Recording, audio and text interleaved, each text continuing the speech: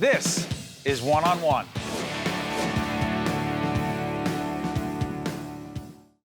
There she is on camera, Dee C. Marshall. She is CEO of Diverse and Engaged. How you doing? I'm doing well, my friend. For those who do not know about your great organization, tell them what it's all about. Diverse and Engaged. We are essentially a leadership development, workplace culture, and diversity consulting practice. You're part of a series of interviews we're doing with very strong women in business, leaders, right? You've been watching this show, you know. You had an experience on 9/11. Changed your life dramatically. Yeah. Make it clear to us. Tell us the story. Yeah. So I worked on Wall Street on September 11th, and it was a very proud time of my life. I come from the inner city. Where'd you grow up? I grew up in New Brunswick, All right. believe it or not. My mom had 2 children by the time she graduated high school. So here I am on Wall Street. I am training $1 million producers. That was my job. And I'm in the office with a colleague, Sue Ellen Margulis. We're talking. Folks are walking by, and we're like, wait, are we late for a meeting? And somebody comes in, and they say, oh, there's a fire over at the World Trade Center. We go over, and no sooner than I'm there, out of my left peripheral, I see the plane come by our window. You saw it? Yeah, and so I was the second person to the elevator. I know that because they closed when I got there, and so down I went with everybody else on the floor, 33 flights of stairs. It was complete pandemonium, you know, on the ground, Battery Park. It was a nightmare. And I remember getting home by ferry because that's when you remember that Manhattan is really an island.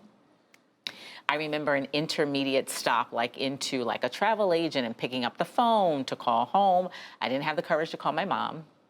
I called my church. You did? The pastor at the time was the then Secretary of State, Dr. DeForest. Oh, he was just Do you sitting remember in this chair. that? Buster was sitting in that chair recently. He also married my wife and I, so go ahead. Oh, yeah. He's family to me. Yeah, so we get to Jersey City, quarantined in Newark. I lived in Central Jersey at the time, and it was 8 hours getting home. And that night, went to bed, but woke up the next morning.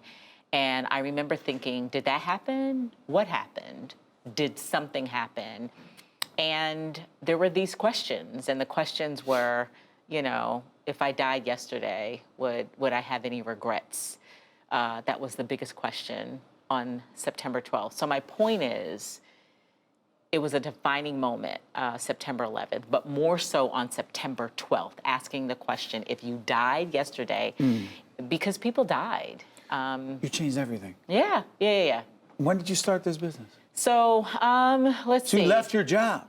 Eventually, I left my job. That became a defining moment in that I knew that I would never live my life with any regrets because people had lost their lives. And so it led me down the path of pursuing my passion in life, purpose. I eventually started this business, Diverse and Engaged, and the work that we do is a lot of what I did on Wall Street. We did leadership development, training and development, diversity and inclusion. It was not called that back then, but I was one of the only, people of color, Black people, African American, Wall Street. I had a sweet story, however.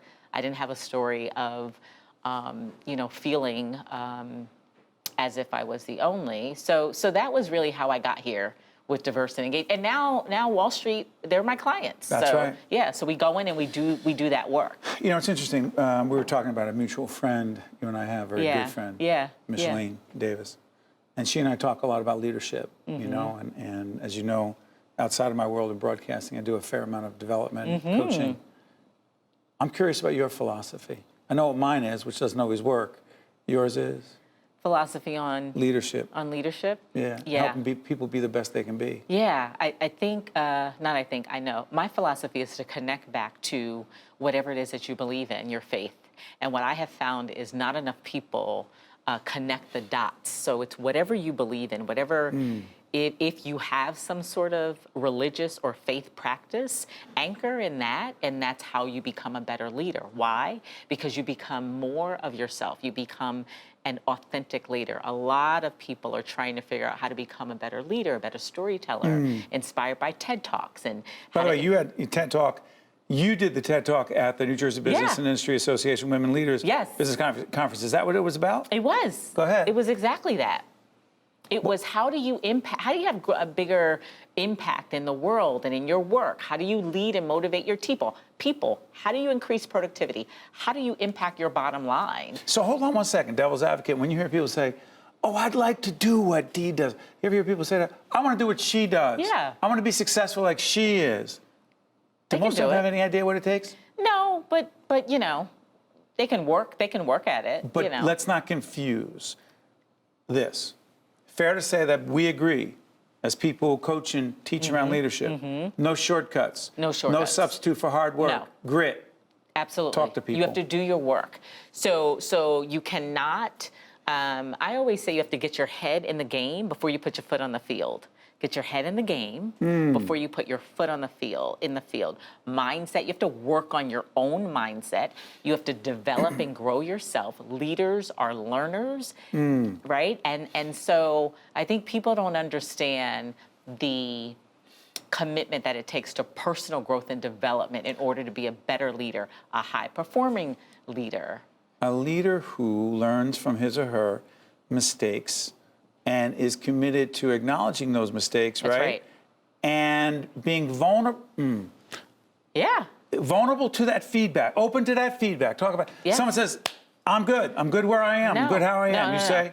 Best leaders right now are transparent, authentic, vulnerable. If you really look at some of the high-performing leaders right now, some of the big brands and how CEOs are really attracting people to them, it is being really true and honest and authentic, transparency, a little vulnerable, talking about the difficult experience and the lessons. I follow. Go ahead.